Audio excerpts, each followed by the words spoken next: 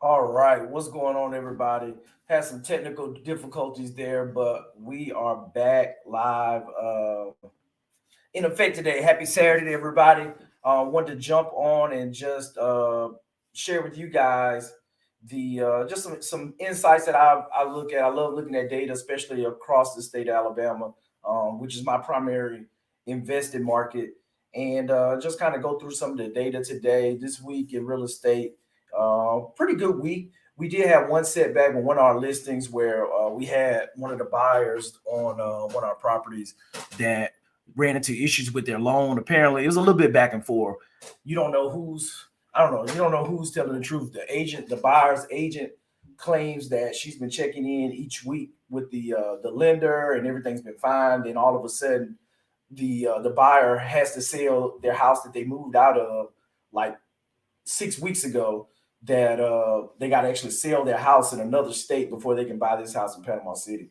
And it was like, okay, this is late breaking news. The lender said they knew from day one that they had to sell their house, but the real estate agent claims that this just popped up last minute. So I don't know where we are with that, but in between who he said, she said, but we were less than a week out from closing, and this pops up, and I feel really bad for them. They got like $5,000 earnest money on the line with the deal. And luckily, they're trying to work with another lender, see if another lender can get them approved. Their house is on the market. The market in the certain part of town, the area that they're in, their state, city, that days on market is high. So it's one of those things that it could take them, easily. First, they got to go into contract. Then there's another 30, 45 days. It could easily take 3 months before they say it's like, yeah, do we really want to hold a property that much longer or put it back on the market? So we got to figure that one out the next couple of days. We'll see what the new lender says they can get done for the family, and kind of go from there. So so that was that. Other than that, still turning things over with the apartment units. That's going well. Achieving the market rent in that area for 2 bedrooms. We're getting like 950. 1 bedrooms 850, and our larger 2 bedrooms. We kind of work something out where we're gonna start transitioning those units. I think we have a few people that are moving out in the next 6 weeks, and so that'll be really good. Whereas those we're actually targeting, I think we're gonna shoot for like between $1,000 to $1,100 a month for our larger two ones, which is phenomenal. I think right now that building we were getting like 490, $500 a month. The previous owner just had historically low rents, hadn't updated the units in forever. I think it was like the original kitchens from like '86 when they were built, and so phenomenal opportunity to increase the bottom line, increase the net operating income. So that's going to be really, really good there, on that front. And yeah, and we're just moving through. We got one project that we're working in Panama City. The floors went in this week. The electrical's being updated right now. The mast where the electrical wires come in on the from the power company, that had got bent, had never been replaced. They cited it in order to turn the power on, need to be repaired, and so we had to get that done. So they're going in and replacing that. And once that's done, we'll replace the HVAC and the water heater. The kitchen cabinets going in next week, and after that, we'll, countertops, the second coat of paint to go on the walls, and it should be on the market here in the next 10 days. So things are moving fast there. But today we're going to dive in. We're going to talk a little bit about the market in Alabama, and then answer some real estate questions, whatever you all want to chat about today. Any questions that for those that's watching live that comment in, we'll definitely take those questions and get those answered. But I always kind of at least once a month want to go through and look at the Redfin data and kind of understand what's going on, because the data is going to tell you what's happening in the state, where's that we can make business decisions. But one of the things that right now, just looking back at March data, the home prices, they dropped 0.2%, and I think nationally that's what we were seeing across the board. But year over year, prices only went down 0.2%. You have a lot of people coming out of the holiday season that were talking crash, that the real estate market was crashing. We're not seeing that. The market has stabilized, and it's dropped a little bit. But if you look at it, transactions is what crashed.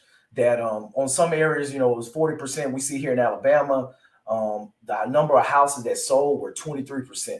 So that's a crash in transactions. Transactions have they hadn't stopped, but they're down 20%. That's a nice little drop. And the thing with that is people aren't buying high interest rates.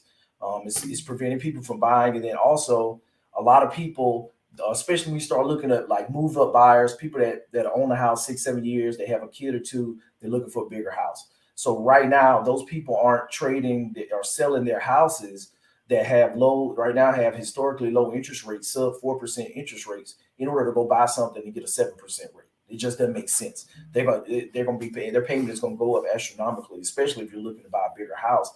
And so a lot of people are just waiting. They're staying where they are, and there's not a lot of activity. And so hence here transactions are down 23%, which is actually pretty good because I think overall the trend is around 40% nationally. So Alabama is doing pretty good transaction wise. Even being down 23% is good relative to the rest of the national market. But when you go through and look at like the median sale price, we talked about 270,000 is crazy. If you go back and look, 2021, the median sales price in April of 2020 was a whopping 209,000. You can see there at the bottom. I'll bring this down a little bit more, but you can see here right now it's at 270, and less than three, well, actually right at 3 years ago, April of 20, 3 years ago, 209,000. That the price of real estate, the average sales price has gone up almost, was that 60,000 doing public, man. So that's kind of where we are with the state of market. A lot of inflation. The the trajectory of real estate is some things have to change. I think bottom line that some things are going to have to change. We see it right now in the data that things are going to pull back. We don't know how aggressive. If you look back to '07, housing dropped over a 3-4 year period. That it wasn't an immediate thing with the housing market. And so when you start looking at the wages and what people have going on in regards to employment, that with these high interest rates and with these high prices, that it just takes more of people's check just to live and pay for housing.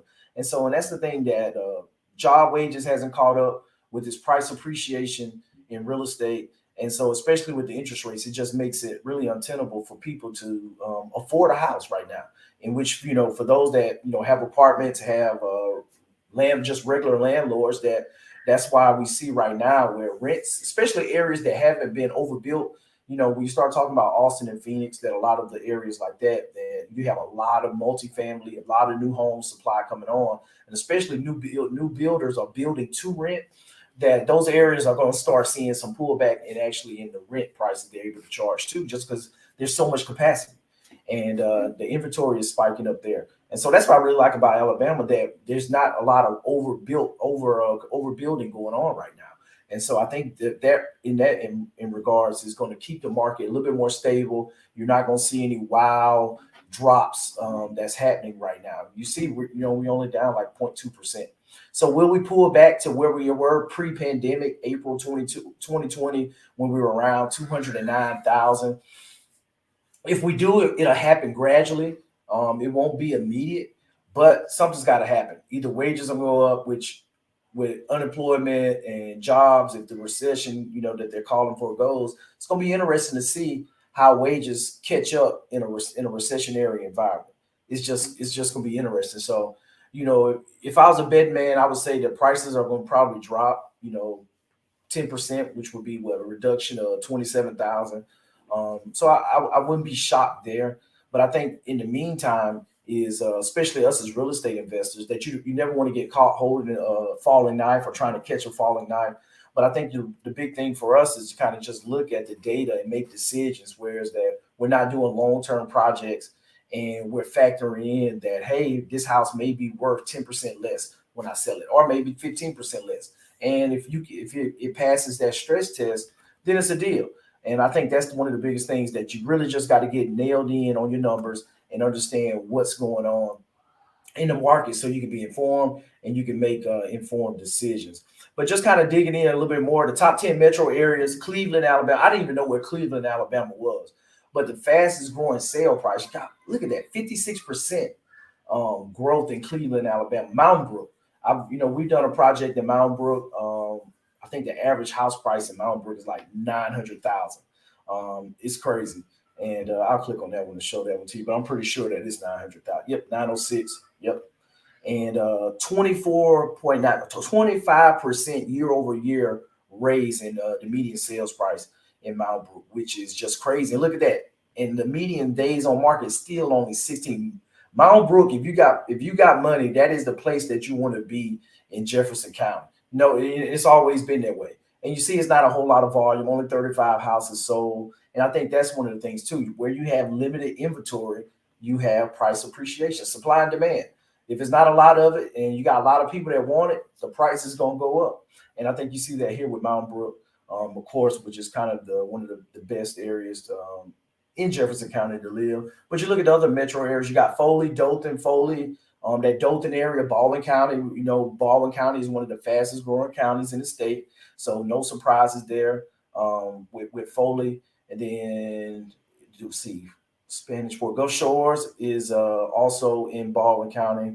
Where else? Okay, it's only got two, but you got two cities there within Baldwin County that's growing. Dothan, on the other side of the state, 20%, as well as Decatur, Enterprise, Alabaster. Okay, so some of these smaller towns, Enterprise, you have the Army base there with Rucker Airfield. Alabaster is a suburb of Birmingham. Hueytown as well, suburb of Birmingham. So you see some growth there. So you can see when we start talking about Birmingham, and I talked about the article that they had in AL.com about Jefferson County, the year, I think they lost about 5,000 people, that you see that a lot of the people, when you start seeing people moving around in the areas and leaving certain cities and going to other suburbs of the major metro area, this is kind of, you see some of the benefits of those with just the price appreciation, because more and more people come in and they're not building as much inventory, that you're going to see more price appreciation than you would see at the national level where, where everybody's saying prices only going up X amount. Well, here they're going up 20% in some of these areas. So for my flippers out there, my investors, if you're buying real estate, you're trying to sell and flip real estate, these are the areas you want to be, because guess what? The prices are going up. So a lot of jobs are going on here. These areas are growing, and they're seeing an increase in sale prices. Auburn is on the map. Roll Tide, always. And for my renters as well too, if you're investing, you want to rent in these areas and you want to dig in, understand the economies where that, hey, what's going on in Foley? Did a new job plant open up? Or Alabaster, what's going on here? Gulf Shores, we know, is a great tourist destination, and appreciation there. I would say the second home market, we're gonna start seeing prices decline a lot. Whereas that, I think when you start looking at the pullback, that when you start having a recession, the first thing that people let go are their second homes that they don't need, because you gotta take care of the house that you're in, and especially if you lose a job, that comes into question. So the next couple of years, if you're looking to pick up a beach house or a second home somewhere, it's gonna probably be a good time to get some good deals in that area along the beach. Especially you want to get a second family house, something to think about. But here are the kind of the darlings of Alabama, the top 10 metro areas where we're still seeing growth.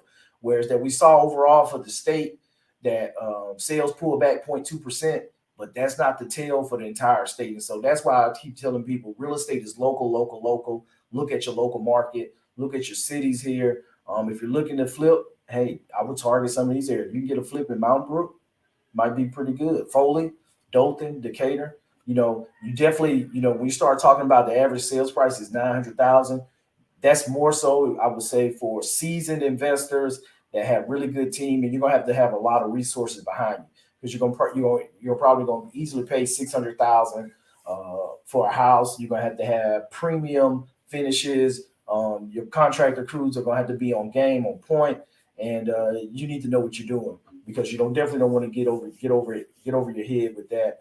But some of these markets where you can come in and you can find houses that are below the median sales price. We know right now it's 270,000, but you can find a house that will sell for 200K. There's not a lot of those out there. So if you can find some deals on the lower end, that's where you can minimize your risk exposure, and really do some great projects. Because the media is telling you doom and gloom, but we see markets only down sales price 0.2%.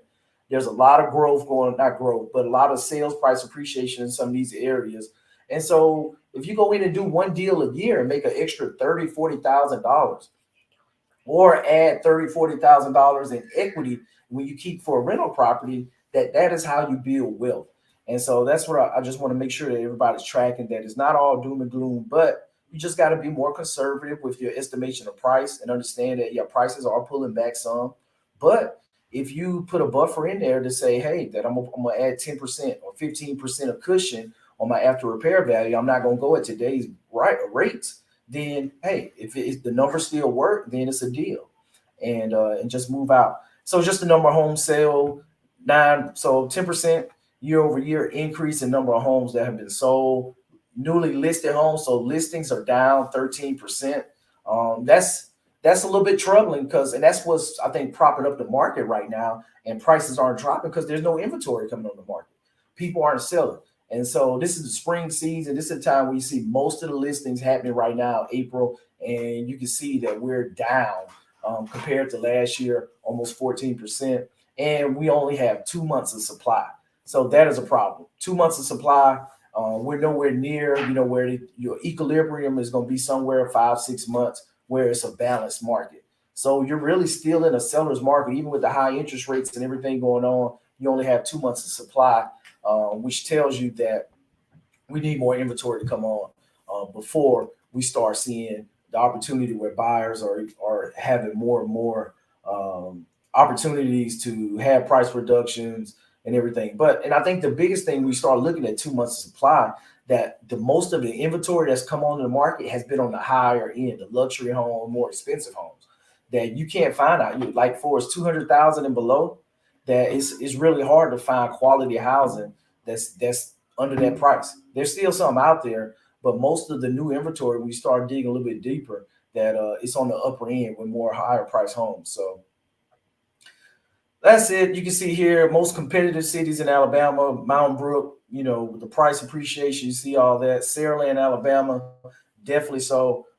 We have a property we're about to sell with my parents' place in Saraland, and I've already had two people find me off market just through the neighbors, cleaning service. Their car was in the yard, and the neighbor told somebody that they knew that was buying, so they called a cleaning service, and then they told the cleaning service to give me their information. So I'm like, man, these people are aggressive, but that's how you get deals done. They're calling and doing that. So Smith Station, Highland, Bayonet, Chickasaw, Sims, Vestavia Hills. So the most competitive cities. So that's something else for you to look at, just to know where you go. That, hey, if you start looking at the areas that's high in sales price appreciation that we saw, and now you see that it's not, you probably want to go to one of those cities. If you're a new investor, I would say, look at some of those cities that have a lot of sales appreciation, but they're not competitive.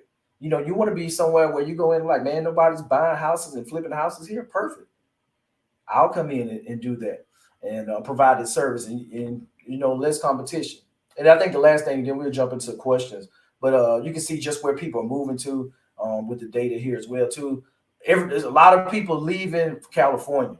They're leaving California. They're leaving Virginia, where I'm at. But a lot of people moving to Florida, Texas, Georgia, the Southeast.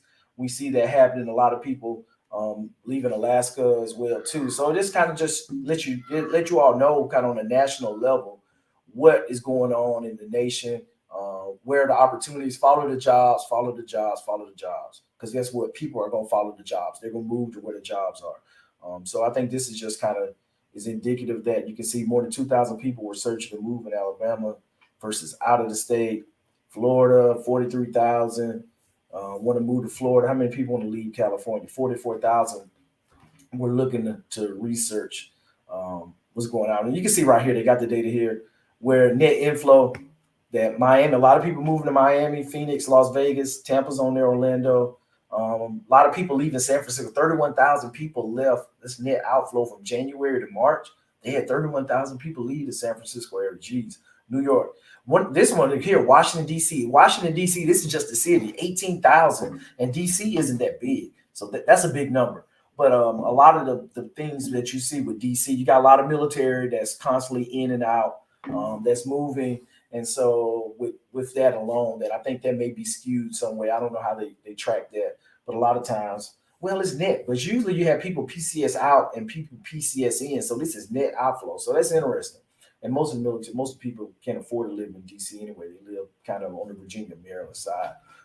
But yep, just interesting. Look at the numbers here. You can see where people are leaving out from. Just something to kind of key in on when you're looking at your real estate investing and understand. So always look at the data, follow the numbers.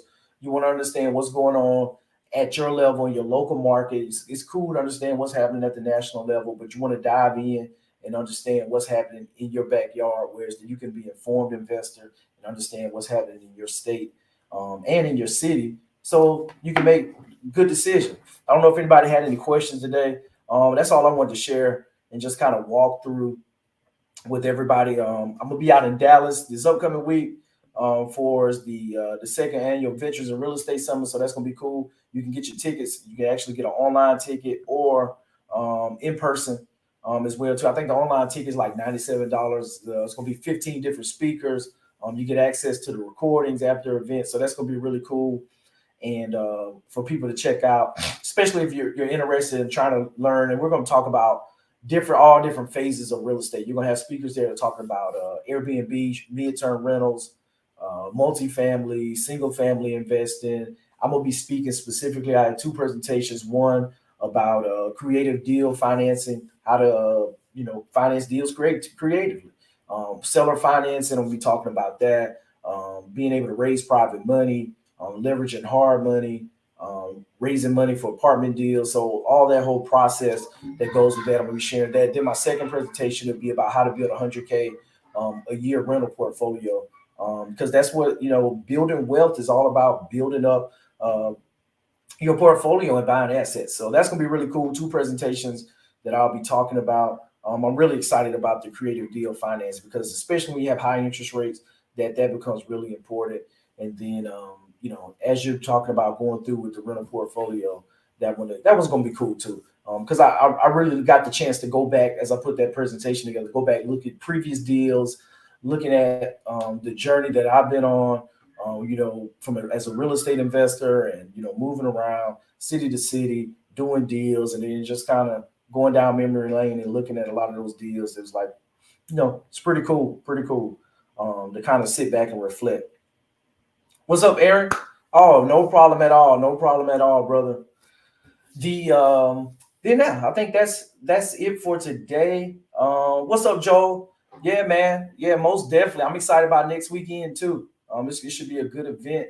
And then for those that's looking for mentorship, definitely tap into my REI Genius community. That's my community where I pour into my mentees, people that's looking for mentorship when it comes to real estate investing, where I share more in-depth information about my asset management with managing my portfolio, the strategies that we're doing to still pick up deals, what that looks like, and just kind of sharing behind the scenes of everything that I'm doing, what's happening with the market, where we're helping individuals put their strategies together, accountability groups that we have set up within the community. So if you need mentorship, you need leadership to help you diversify your portfolio and add real estate into it, or if you're looking to start a real estate investing business, I can't think of a better place to be because I get so many questions and people reaching out. It's like I don't have time to to help everybody one-on-one, but within the community is that ecosystem and the family that we built, whereas that allows me to be able to impart wisdom and directly impact people that's motivated and actually trying to do deals and learn, and allow me to be able to help guide them and keep them on the right path and set them up for success or whatever that may be that they define for themselves on retirement, generating passive income to achieve a number, whatever it is. That's the place where we can do that and I can help drive that. So if you're looking and you're serious about real estate investing, I encourage you to join the community. It's only $27 a month. And I bring in people from my connections, my $1 million net worth, that I bring in people that are making big deals, making big moves, bring them in and have conversations, other real estate professionals when it comes to like estate planning, insurance, on your properties, hard money lenders, different lenders. I'm bringing in different lenders, whereas that if you're coming in and doing your first deal, that because of the mentorship that you have, that you don't have to worry about them taking your rate up the extra 2 points, or them not approving you or even giving you an opportunity because you don't have experience. Like, well, you don't have experience, but you have a consultant. You got me to be able to come through to make sure that we looking at your statement of work. You know, I looked at a contract last night for one of my clients. It was funny. We were going out to dinner. He's like, hey, he's like, I just got this back from the lender, my term sheet. He's like, what you think? I'm like, I went through, reviewed it and everything. He was like, yep, this looks good. This is all right. I think that's fair. You know, just to be able to do that. And you know, when I was coming up, I didn't have that. I didn't have anybody or have a network that I could send my, you know, term sheet from a hard money lender to. Like, hey, is this a good deal? Is this a bad deal? Oh, Clyde. Oh, most definitely, man. Glad to have you in the family, brother, for sure. He said I'm happy I'm joining well worth it. For sure. And you know, just having a sounding board that you know, I don't have a whole lot of people in my network originally that was interested in real estate. It was me taking a leap of faith and just going through and putting it all together. And I think really anything that you're doing, that you need to have a team around you. You got to have like-minded entrepreneurs around you. You got to have a support system around you because it's a roller coaster. It's a roller coaster, and being able to go through and lean on somebody else's experience, 15, 16 years experience doing the thing that you're trying to do, is invaluable. You really can't even put a price on it for somebody to come in and help you to stop you from doing a bad deal that could like wreck your whole investing journey. Um, Oh yeah, shout out to Henry Scott. Yep, just closed on a deal in Evans, Georgia for sure. I know Henry's gonna be out there in Dallas next week. Shout out to him. Most definitely he closed on a deal. And then also who else we had closed on the deal in the community? Joseph. Yeah, Joseph. Joseph closed on one recently within the last week. And yeah, so that's what it's all about. You just want to have a like-minded group of family around you that's gonna hold you accountable, and then they're gonna support you through your successes, and then they're gonna be there to pick you up when you had your failures, your setbacks, whereas that you know you can recover and move forward. Can you share the link again, please? Thank you. All right. Let the REI Genius link. Yeah, we can definitely share that as well. Boom, there we go. But anybody have any real estate questions? Any deals they're working? Any transactions? Deals they're looking at, and maybe or a situation they may want feedback on? Definitely. I got a few minutes left. Where we at? Almost 30 minutes. And man, once I join, what do you recommend to be my first steps? I'm looking to do a bird deal. The first step is always just understand, find your market, find the zip code that you want to be in, understanding, especially bird where you're looking at rentals. Understand in that zip code, is it a good area for rentals? You know, the schools. Do you want to be a Class A property, Class B, Class C property? But once you figure out, you know, what the specifics of the deal or the property that you want, you know, whether you want like a 3 bedroom under 1,800 square feet, I recommend smaller. I don't like having rental properties over 2,000 square feet, just because when you start looking at rentals, that it's just more stuff to break, more opportunities. You know, if you got 3 bathrooms, then that's 3 different bathrooms where you can have a leak. You know, so just understanding that when you start looking at a house and as an investment, that is different from a house that you want to live in. And so I think, but figuring out the area first is number one, and then figuring out what type of property you want in that area is number two, and then number three is figuring out the market and how you're gonna find the property. So whether you're gonna network with brokers, you're gonna look on the MLS, you're gonna send out mail, you know, you're gonna network at events with the local meetups to find a property. You're gonna target pre-foreclosures or whatever it may be. Figure out how you're gonna find that next deal, and then also the financing, having the financing in place. I'm telling my clients right now, you want to have at least two or three lenders right now that you're approved with, whereas that if something changes with one, it doesn't put your deal in jeopardy. So that's kind of the Ms. Barnes, the feedback that I would give you as well, to kind of take that approach with understanding the zip code, the area you want to target, understand what size house you want in that area, and then from there, figuring out how you're gonna find it on the marketing side to get the deal. And then while you're looking for the deal, definitely get pre-approved with a couple of lenders, so you can understand what it's gonna cost you, and so you're able to move out in confidence. No, that's a great question though.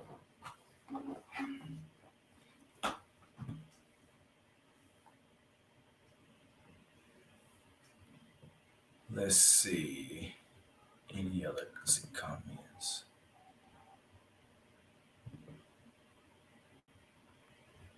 Oh, you're more than welcome. More than welcome. Yep. So what else is going on? We're gonna do that event in Dallas next week. Then next month, I think I'm gonna do a real estate. I'm gonna do a 5 day training challenge next week. Not next week, next month. I was just talking with my director of operations with Faye, and so I think we're gonna do a 5 day event with teaching. I guess I need to do a poll and see if it's something that people even want to do. First, before I just start doing stuff, but I think I assume that some people want to go kind of a little bit more in depth, whereas that I can teach throughout the week. We usually do like 8 o'clock in the evening, East Coast time, and uh, and just teach for an hour, 5 days a week, and then give you all the opportunity. That's serious about it. To kind of onboard and come into the coaching side. If you want a consultant to help you kind of go through the process, to look over your shoulder for a year, to be on tap, then offer that. So that's something we're looking at doing. Well, we're doing that next month. Probably we'll figure out which week. Probably middle of the month before. Yeah, yeah, middle of the month. I think will work best. I'm trying to think through my calendar on the fly. We can start out with the LLC. All right, and what are the basics to cover? Yeah, and that's the thing. And that's exactly why. And that's what I do. That we cover the basics and go through on like the how to find deals, how to manage a deal, how to go through and get the finance. And just one day talking about all about money, and then and one day I think I'm a small apartments because I think a really great opportunities coming in the small multifamily space. So I think dedicating one day to multifamily as well, and then going through the other phases of it too with the project management. I may bring Tyrone in to talk project, man. He does a really good job with that. But yeah, so I think we'll do a 5 day training just to help people learn kind of the basics, what to go through, and actually talk through the actual case studies. Yes, yes, yes, the case studies as well too, and just kind of show y'all how to put it all together to make it work. Can we start without an LLC? You don't necessarily have to have an LLC. The biggest thing the LLC is limited liability company, but it's just a vehicle to kind of limit your liability. My first couple of rentals I did in my personal name just because I lived in them and then transitioned them to rental properties when I moved with the Air Force. And the big thing is just having an umbrella insurance policy. When you get $1 million umbrella insurance policy for like $500 a year, and it kicks in like if your liability insurance with your homeowner policy is exhausted, then that $1 million will kick in to cover any additional damages that you have to pay for something if somebody sues you and wins. And so that's what that's all about. You're all about just limiting your exposure with that. So you don't necessarily have to have an LLC. That's why I tell people is like you can use an FHA loan, VA loan 1 year, live in the property, then you can move after 1 year. And so now you become a landlord, or you can use an FHA loan or a VA loan and buy a multi-unit property up to 4 units. And so you can buy a 4 unit and then you're an instant landlord as long as you just live in 1 unit for at least 1 year. And now you got 3 units that's paying your mortgage for you. So there's different strategies with that. So you don't necessarily have to have an LLC to get started. But if you're using hard money to start off, then yes, most hard money lenders are going to require a LLC because they can't lend to individuals because now they have to adhere to all the Dodd-Frank's laws and all the other stuff with all the regulation that's attached to residential loans. And so they kind of skirt that by being able to lend to companies with LLCs that they don't have all that red tape and underwriting that they have to do because they're lending on the asset and it's based off the asset and not necessarily you as the borrower to a certain degree. Great question.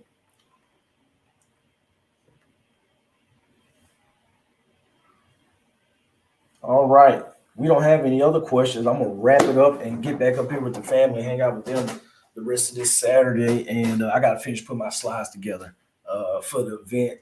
I got those kind of hashed out at a high level, but yeah, it's time to start go through and put the refinements together and then get that button up.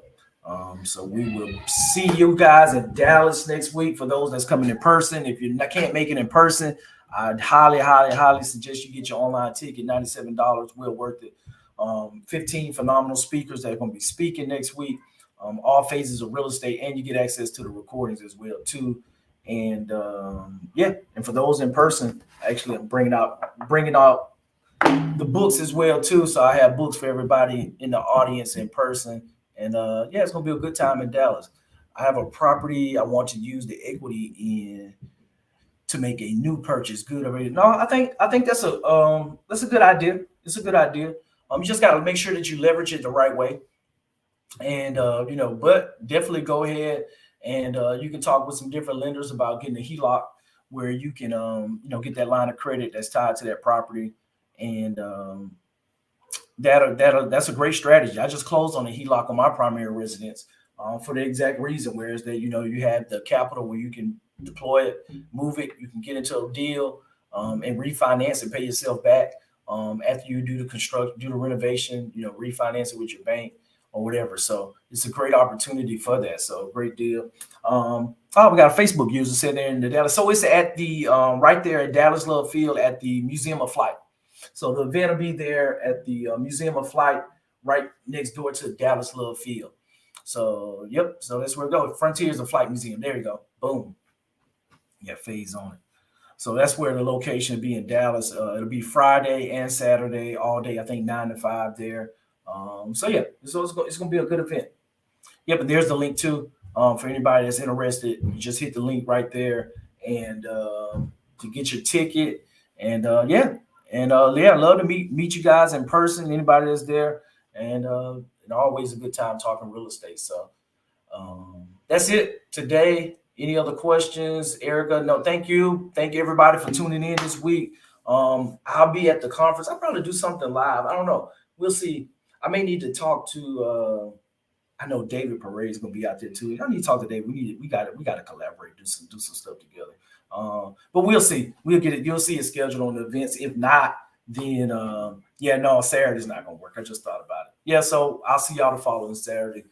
Sorry, but we will have the masterclass on Wednesday. I'm gonna do another masterclass this Wednesday. I'm gonna have Garcia coming through, and we're gonna be talking about leadership in business, and that's gonna be a really good one, interesting one. We're talking about that, and so he's gonna be talking about that piece, and we're gonna have a really good discussion. So Wednesday, 8 o'clock, our normal time, we're gonna have that master class going on, and that's gonna be a good event. So y'all look out for that, and we'll jump on in a couple of weeks. So 2 Saturdays from now, we'll be back and kind of go through another update and talk about all the goodness that happened in Dallas. Y'all be blessed. Have a great weekend. Do the work. Start looking at your buy box and understanding where it is that you want to start buying your properties, your portfolio, and take action and put in the work. Because guess what? Like my dad always told me, if you take care of business, business will take care of you. Y'all be blessed and go make some equity happen.